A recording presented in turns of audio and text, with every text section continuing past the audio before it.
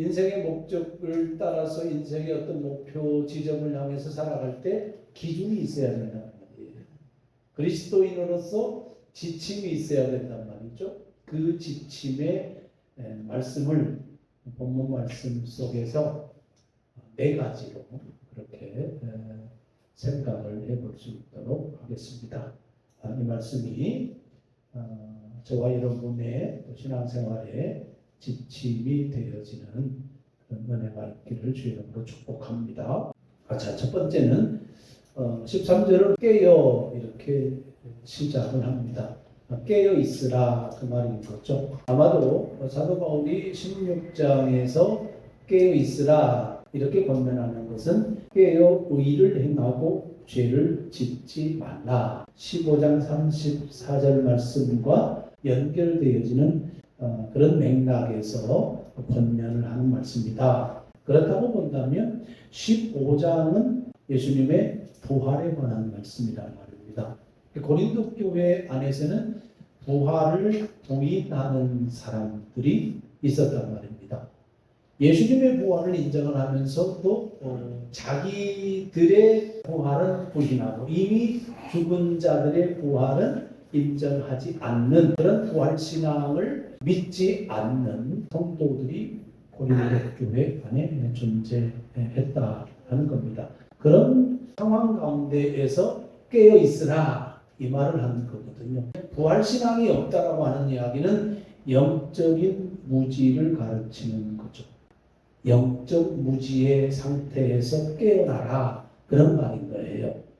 고린도전서 15장에서 부활신앙을 이야기하지만 그 이전에 고린도 교회의 분쟁의 문제들, 음행의 문제들, 소송의 문제들, 성만찬의 문제, 차별의 문제, 우상숭배의 문제, 많은 문제들이 있는데 영적인 무지함이 있다라고 하는 거예요. 여러분, 영적 무지가 가지고 오는 결과는 고린도전서 15장에서 우리는 잘 알 수가 있습니다. 부활이 없다. 그러면 이 세상의 삶으로 끝나는 거잖아요. 그리고 사후의 세계는 없는 거예요. 자, 그러면 어떻게 생활을 하겠습니까? 즐기겠죠. 쾌락주의로 흐른다는 이야기예요. 방탕하게 되어진다는 말이에요. 부활신앙이 없는 상태에서 신앙생활을 하게 되어지면 그 결과는 방탕합니다 라고 하는 그런 말씀인 거예요. 그러니까 영적 무지는 무엇으로 나타나냐면 죄 짓는 것으로 나타난다. 그렇기 때문에 영적 무지에서 깨어나라 라고 하는 거예요. 그러면 깨어나라, 깨어있으라 라고 하는 말의 의미에는 올바른 가르침 안에 있으라 그 말인 거예요. 하나님의 말씀에 대해서 그리고 올바른 생각, 올바르게 배워야 된다라고 하는 거예요. 예수 그리스도에 대해서 하나님의 말씀에 대해서 바른 가르침 안에 있는 것, 이것이 영적 무지 상태에서 벗어나는 것이고 결국은 깨어 있는 거예요.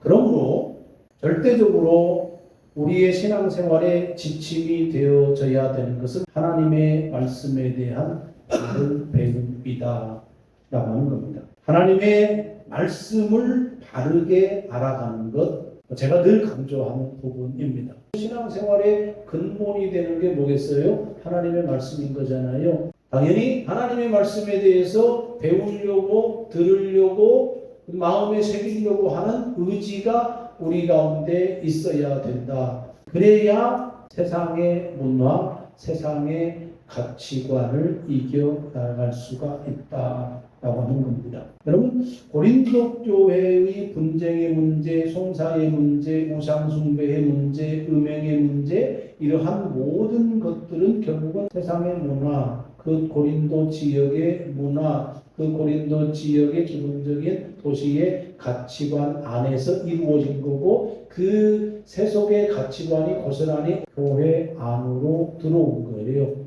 또 다른 한 측면에서는 예수님을 믿는데도 불구하고 그 가지고 있는 것을 버리지 못한 거예요.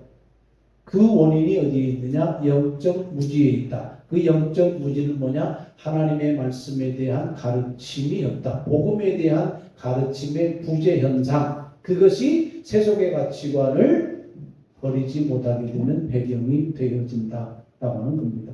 깨어있는다는 게 뭐냐라고 했을 때 하나님의 말씀을 알아가는 것, 하나님의 말씀을 바르게 알아가는 것, 그것이 기본 전제가 되어지는 거예요. 하나님의 말씀을 알아야 세속의 가치관, 세상의 문화를 분별할 수가 있다라고 하는 겁니다. 우리의 인생 다 할 때까지 하나님의 말씀을 알아가는 믿음이 우리 가운데 있어져야 됩니다. 우리 청소년들에게 권면을 해요. 하나님의 말씀의 소중함을 지금은 모를 수 있어요. 하지만 20대가 30대가 되어갔을 때 하나님의 말씀을 알아가는 그 지식의 충만함, 그로 말미암는 삶 속에서의 지혜의 충만함, 이것은 시간이 지날수록 어른이 되어져 갈수록 체감을 하는 거예요. 매일매일의 삶 속에서 하나님의 말씀을 접하고 하나님의 말씀이 내 지식, 내 인격이 되어야 돼라고 하는 각오를 하는 것, 그것이 중요하다 말씀을 드립니다. 두 번째, 믿음에 굳게 서서 믿음 위에 굳게 서라. 뿌리 깊은 나무는 비바람이 거세게 몰아쳐도 결코 뽑히지는 않죠. 그런 것처럼 어떠한 시련에도 요동하지 않는 견고함을 가져야 된다. 이 권면은 사실은 그 깨어 있으라라고 하는 권면과 연결이 되어져요. 깨어 있으라고 하는 것이 하나님의 말씀을, 예수 그리스도의 복음을 바르게 알아라 이해를 한다면, 믿음은 하나님의 말씀에 뿌리를 두고 살아라 라고 하는 거예요. 마태복음 7장에 있는 말씀, 지혜로운 사람과 어리석은 사람의 비유를 드는데, 반석 위에 집을 지은 사람, 그리고 모래 위에 집을 지은 사람, 이렇게 비유를 들어요. 그 지역은 모래와 반석이 구분이 안 됩니다. 그냥 비가 와서 딱딱하게 굳으면 거기가 반석인 줄 아니까. 그래서 집을 지었는데 홍수가 나고 비바람이 몰아치면 그것이 반석 위인지 모래 위인지가 구분이 되는 거예요. 비바람이 불고 홍수가 나고 막 그랬습니다. 휩쓸려 떠내려가요. 그러면 거기는 모래 위에 집을 지은 집이에요. 비가 내리고 홍수가 나도 떠내려가지 않아요. 반석 위에 지은 집이에요. 반석 위에 지은 집은 하나님의 말씀. 하나님의 말씀을 듣고 지켜 행하는 것, 이것이 반석 위에 지은 집. 그것이 믿음 위에 굳게 서는 거다라는 겁니다. 요즘 시대가 어떤 사람의 말을 잘 들을까 생각을 해봤습니다. 누구의 말을 듣느냐는 그 사람의 인생을 결정짓는 거예요. 작은 일이 아니지 않습니까? 믿음에 굳게 서라고 하는 이야기는 누구의 말을 듣는 것과 연관이 되어진다라고 하는 거예요. 그 누구의 말은 여러분이 개인적으로 하나님의 말씀을 믿고 묵상하고 그런 것도 중요하지만 사람에게서 가장 많은 영향을 받는 거예요. 우리가 에레미야에서 보게 되면 에레미야의 말이니라 그런 말씀이 나와요. 에레미야의 삶을 통해서 이스라엘에게 하나님께서 말씀하신다, 그 말이거든요. 말이라고 하는 건 언어이기도 하지만 그 사람의 삶인 거예요. 우리가 예수님이 말씀이잖아요. 예수님의 인격이고 그 다음에 예수님의 삶인 거예요.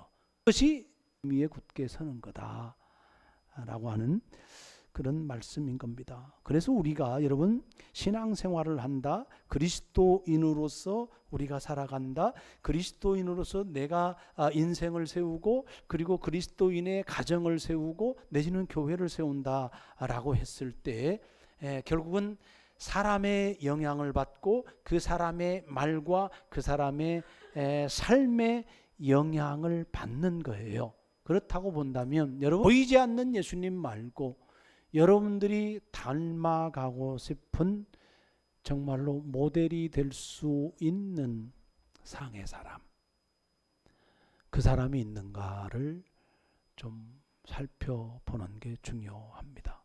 그 사람을 닮아가야 돼요.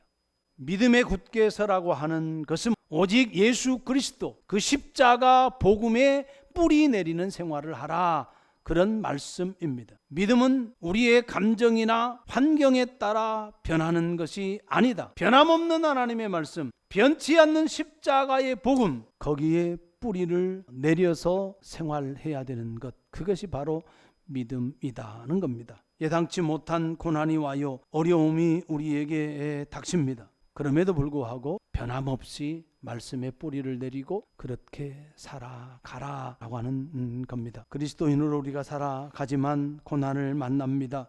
힘들고 괴로운 일도 만납니다. 그럴 때 무엇을 따를 것인가? 지침이 있어야 돼요. 그 지침이 주님이어야 되는데 그 주님은 보이지 않아요. 그러니까 여러분들이 만나는 사람, 그 사람 중에 따를 사람이 있는가? 그걸 생각하시고, 혹시 따를 사람이 없으면 다른 사람이 여러분을 따를 수 있도록 여러분이 그런 사람 되어줘야 되는 거죠. 세 번째, 남자답게 강건해라. 육체적인 부분을 이야기하는 거 아니죠. 담대함을 뜻하는 용기 있게 행동해라, 담대해라, 당당하게 행동하라, 그런 말이에요. 고난과 시련 속에서 낙심하지 말고 담대하게 영적인 싸움, 믿음의 싸움을 싸우라 라고 하는 권면인 거죠. 영적인 나약함이나 비겁함이 아니라 아주 적극적이고 용기 있는 태도로 신앙생활을 하라라고 하는 겁니다. 나의 인생을 신앙으로 세우기, 우리의 가정을 신앙으로 세우기, 교회 공동체를 신앙으로 세우기, 내가 예수님을 닮아가는 것 사탄이 방해하지 않겠습니까? 우리의 가정이 주님의 가정이 되는 것, 우리 교회가 건강하게 세워지는 것 사탄이 방해하지 않겠어요? 당연히 방해합니다. 어려움도 따르고 아픔도 따르고 고난도 따르고, 비단 그것뿐만이 아니죠. 쾌락을 주고 즐거움을 주고 세상을 쫓아나가게 하고 우리에게 게으름과 나태함을 주고 여러 가지 미혹을 통하여서 우리의 신앙을 통하여서 인생을 세워나가는 거, 그거 방해해요. 여러 가지 미혹을 통하여서 우리의 가정이 신앙으로 세워지는 건 방해한단 말이에요. 여러분에게 방해 요소가 뭔지, 압박이에요? 핍박이에요? 고통이에요? 고난이에요? 질병이에요? 이 시험 속에 넘어갑니까? 우리 성도들은 그런 것 같지는 않아요. 제가 판단할 때 그래요. 두아디라 교회처럼 차지도 않고 뜨겁지도 않게 미지근하게, 그래서 주님이 토해버린다고 하잖아요. 미지근하게 하는 요소들이 있어요. 저는 그것을 더 경계해야 된다고 생각을 해요. 우리의 생각을 미지근하게 하고 우리의 헌신을 미지근하게 하고 하나님을 향한 열정, 하나님의 복음을 향한 열정, 내 인생, 내 인격이 예수님을 닮아가고 우리의 가정이 예수님을 닮아가는데 느슨하게 하는, 미지근하게 하는 요소들, 그 요소들에 미혹당한단 말이에요. 이 정도면 괜찮지 뭐. 적당한 수준에서 여러분이 기준을 정해가지고 그것과 타협하는 것. 남자답게 강건하라고 한 이야기는 그걸 싸우라는 이야기예요. 그게 죄의 본성이거든요. 당당하게 맞설 것인가? 뒤로 물러설 것인가? 적극적으로 임할 것인가? 소극적으로 임할 것인가? 대충대충 할 것인가? 철저하게 할 것인가? 언제나 우리는 그런 갈등에 처해요. 그런데 큰 문제에서는 여러분 신앙적인 고민을 해요. 여러분에게서 큰 문제가 발생이 되어지면 거기는 기도도 하고 신앙적인 질문들을 해요. 최소한 이 질문이에요. 왜 나한테 이런 고난이 오지? 왜 하필이면 나야? 이런 고민들을 해요. 그러면서 하나님 앞에 탄식하기도 하고 기도도 하기도 해요. 그런데 소소한 것들 가지고는 그렇게 고민을 하냐, 그거예요. 신앙의 인격이라고 하는 게 큰 어떤 사건을 만나서 트라우마가 되어져서 영향을 미치는 게 크기도 해요. 그런데 대개의 성격은 아주 작은 소소한 습관들이 모여서 형성이 되어집니다. 가치관의 싸움은 소소한 습관과의 싸움이에요. 진지하게 고민을 하고 내 인생을 신앙으로 세우기, 우리의 가정을 신앙으로 세우기, 작은 요소 패턴이 있잖아요. 정서적으로 심리적으로 붕괴됐어요. 멘탈이 무너졌어요. 가장 먼저 결단해야 될 지점을 얘기할 때 정시에 일어나세요. 그것부터 하세요. 그렇게 얘기합니다. 7시? 그러면 7시에 일어나세요. 9시 정했으면 9시에 일어나세요. 그것부터. 근데 그거 쉽습니까? 쉽지 않아요. 왜냐하면 일어날 준비를 먼저 해야 되거든요. 몇 시에 자기? 10시에 자기. 10시에 자려면 최소한 1시간 전에는 핸드폰 안 하기, 커피 안 마시기, 저녁에 과식 안 하기, 따뜻한 물로 샤워해 주기, 이 관리가 되어야 정시에 일어날 수 있어요. 알람 맞추고 높은 곳에 저 멀리 두기, 그래야 일어날 수 있는 거예요. 그러면 요 습관, 일어나기 습관 하나 바꾸기 위해서 많은 노력들이 필요한 거예요. 그래야 새로운 습관이 생기게 되어지는 겁니다. 우리의 신앙이 그런 거예요. 옛사람이 옛자아가 우리 안에 충만히 있는 거예요. 이것을 변화시켜 나가려면 결코 이것이 쉬운 게 아니에요. 얼마나 많은 내적인 싸움, 다른 말로 영적인 전투가 우리 안에 있어야 되느냐라고 하는 거예요. 그런 질문과 고민했으면 좋겠다. 마지막 14절 말씀, 너희 모든 일을 사랑으로 행하라. 고린도전서 13장이 생각나죠? 많은 은사를 가졌어요. 예언을 하고 방언을 하고 병고침의 은사를 받고 능력을 행하고 기적을 행하고, 그거 소용없다. 믿음 있어도 그거 소용없다. 지혜 있어도 그거 소용없다. 사랑이 없으면. 이 말은 뭐냐면 고린도 교회야, 너희들이 분쟁하잖아, 우상숭배하잖아, 소송하잖아, 차별하잖아. 이 모든 문제의 근원은 사랑이 없어서 그런 거야. 그 말하고 싶은 거예요. 하나님을 향한 사랑이 있니? 이웃을 향한 사랑이 있는 거야? 이 질문하는 거예요. 사랑이 답이다. 그런 말씀인 거예요. 모든 은사, 모든 일, 모든 가르침, 모든 섬김, 그리고 봉사, 이 모든 것은 사랑이 동기가 되어야 된다. 모든 문제의 해결책은 사랑이다. 인생의 모든 문제는 관계 안에서 이루어지는 거예요. 우리의 가정 생활 속에서 모든 문제를 한번 보세요. 다 관계의 문제예요. 재해가 났어요. 홍수가 났어요. 마찬가지예요. 근본적인 원인을 뚫고 들어가면 자연과 우리와의 관계의 문제예요. 그리고 그 인재일 수 있는 거잖아요. 인재는 뭐예요? 결국은 사람이 실수하고 사람이 불법을 행하고 그래서 그런 거잖아요. 그러면 그것 역시도 관계의 문제란 말이에요. 전쟁이 났어요. 관계의 문제죠. 그러면 그걸 해결하기 위해서는 뭐가 필요하냐면 사랑밖에는 없다. 그게 하나님의 결론인 거예요. 우리의 죄의 문제, 관계의 문제잖아요. 어떻게 해결해요? 죄 안 지으면 되지? 안 지을 수 있나? 죄인이 죄를 짓는데. 하나님은 관계의 문제로 풀어요. 그것이 뭐냐면 사랑인 거예요. 사랑의 관계를 회복하는 거예요. 사랑은 오래 참고, 사랑은 온유하고, 사랑은 시기하지 않고, 사랑은 자랑하지 않고, 사랑은 교만하지 않고, 사랑은 무례히 행하지 않고, 사랑은 자기의 유익을 구하지 않고, 사랑은 성내지 않고, 사랑은 악한 것을 생각하지 않고, 사랑은 불의를 기뻐하지 않고 진리와 함께 기뻐하는 거다. 여러분, 우리가 우리의 인격을 무엇으로 세우겠습니까? 그리스도인으로서 우리의 인생을 무엇으로 세워가겠어요? 우리의 하루, 우리의 가정의 하루, 우리의 인생을 무엇으로 세워가겠습니까? 그리고 우리 교회를 무엇으로 가꾸어 가겠습니까?